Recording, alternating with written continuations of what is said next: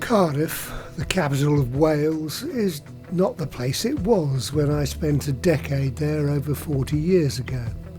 It's much better in most ways. Although the bones of the old Cardiff remain from the days when I wrote about politics and upset Freemasons, senior policemen and politicians as an investigative journalist on the South Wales Echo, to say nothing of test piloting the Sinclair C5 well before electric cars were a thing. Today, the city has become gentrified. There were still pits in the valleys in those days before Thatcher, although they no longer exported through Cardiff's massive docks. But the docks were still home to much heavy industry, including steel and manufacturing, but all were in decline, although even now a handful remain in the east of the city.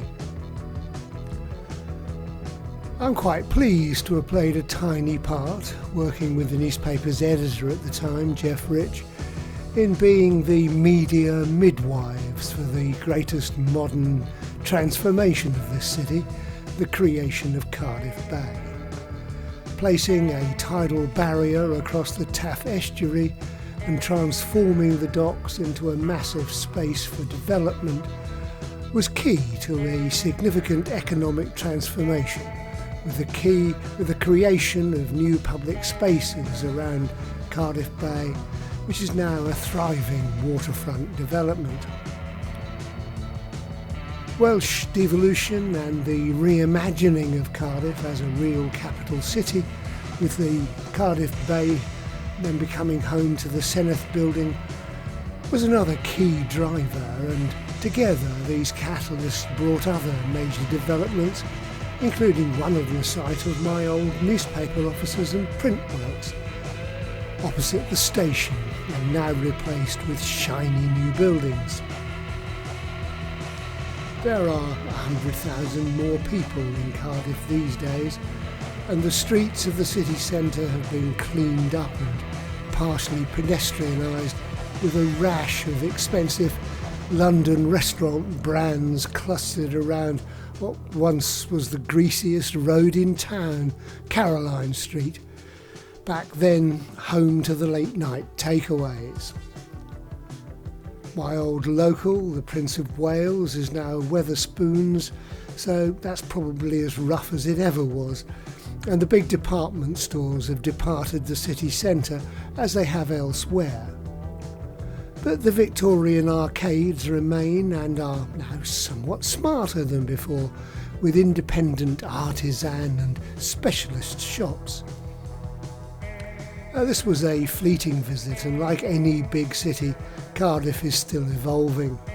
The streets of Tiger Bay, once home to prostitutes in well-worn fur coats, have been buried under hotels and gardens, as well as renamed. But the old Golden Cross pub survives amidst the tar blocks just north of the railway line. And this is how the best cities are, eclectic, ever-changing, yet preserving the best of the past. My major regret, I suppose, is that although the South Wales Echo and Western Mail are no longer newspapers as I knew them, their circulation has fallen to around 7,000 copies a day, from a 1980s high of around 100,000 each. These days they are simply understaffed news websites with poorly paid trainees regurgitating press releases, owned of course by the ubiquitous Reach organisation. Cardiff and Wales as a whole is the worse for that, but the city thrives nonetheless.